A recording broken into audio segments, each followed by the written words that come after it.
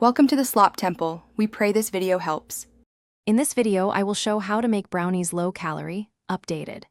Preheat oven to 350 degrees F and line an 8x8-inch pan with parchment. I'll walk you through swaps that keep fudgy texture while cutting calories, like applesauce for part of the fat and a sugar substitute for sweetness. You'll learn mixing tips, timing, and a quick toothpick test so your brownies stay moist without the extra guilt. Swap ingredients smartly to preserve taste and texture while lowering calories.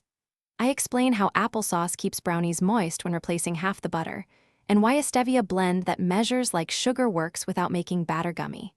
Learn when to add Greek yogurt for protein, and how to balance cocoa and chocolate chips so brownies remain rich. These small changes yield satisfying results with fewer calories per serving. If you're enjoying the tips, please like and subscribe for more easy, healthy baking content. Quick recommendation: the Echo Dot smart speaker brightens your kitchen, sets multiple timers, and plays step-by-step audio while you bake, which makes multitasking simpler and more fun. It's a handy little helper whether you're checking oven times or finding recipe videos. Look in the description for the product link and deals, and now let's get back to the video.